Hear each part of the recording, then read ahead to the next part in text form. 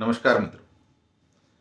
स्वतंत्रता के पश्चात कुछ ऐसे नैरेटिव्स इस देश में चलाए गए जिसने इस देश की सभ्यता, संस्कृति एवं धर्म का अनेकों आयामों से नुकसान किया, अनेकों आयामों से क्षति पहुंचाई इसको।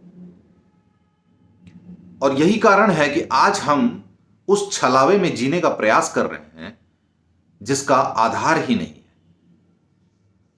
जैसे एक उदाहरण के लिए महिला सशक्तिकरण। इस देश की महिला सदैव से सशक्त रही है।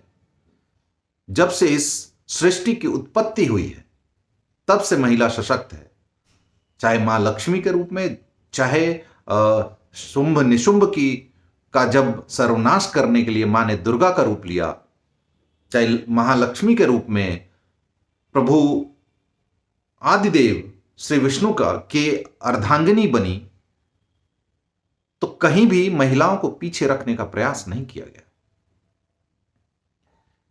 माता कैकेयी ने युद्ध में राजा दशरथ की रक्षा की। यह अपने आप में महिला सशक्तिकरण का सबसे बड़ा उदाहरण है। यानी उस समय भी महिलाओं को अस्त्र और शस्त्र की शिक्षा दी जाती थी।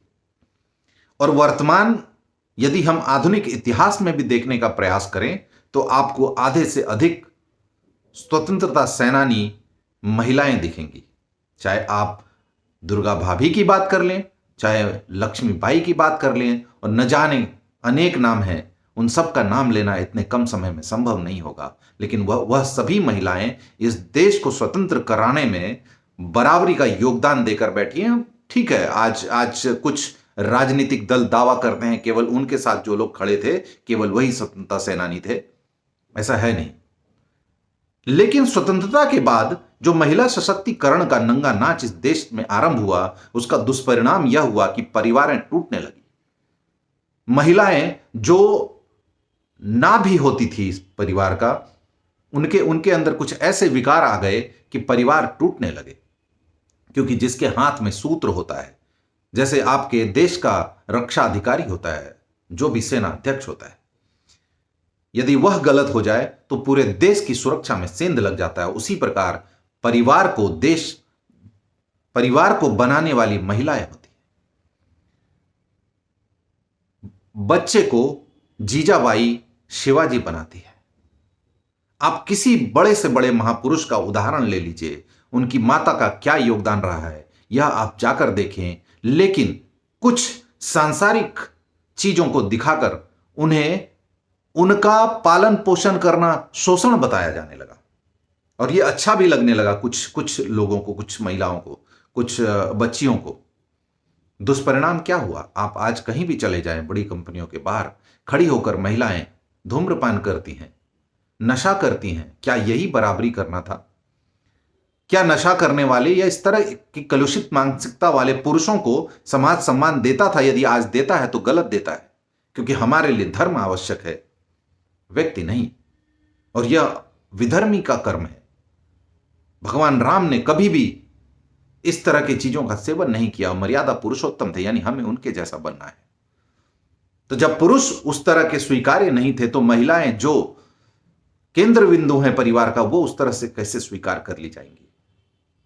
और यही कारण है आज आप देखते हैं पुरुषों में इतने विकार हो गए हैं।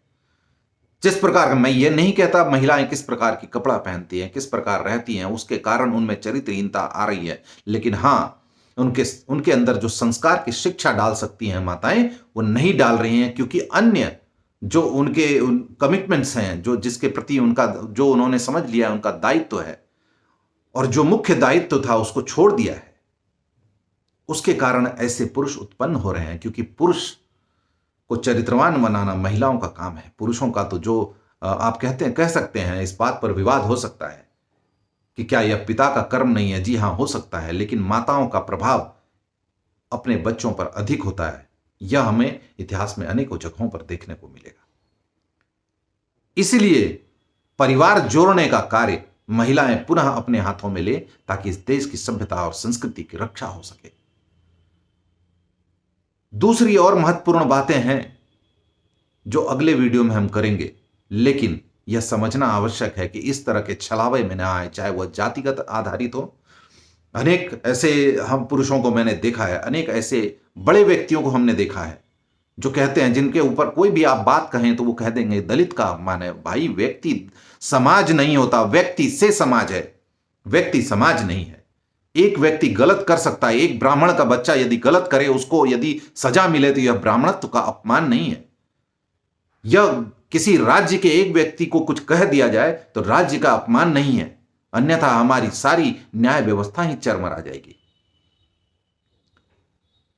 तो इस प्रकार का जब चर्चा इस प्रकार की बढ़ती है, अहंकार जब इस प्रकार का डाला जाता है समाज में, तो उसका दुष्परिणाम वही होता है जो आज देखने को मिल रहा है।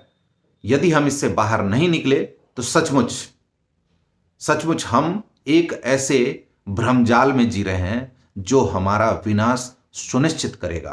अतः हमें लौटना पड़ेगा धर्म की ओर, हमें लौटना पड़ेगा उसी परिवार और उसी मानवतावाद जो धर्म ने परिभाषित किया है उसकी ओर। बस यही आपसे प्रार्थना है। नमस्कार।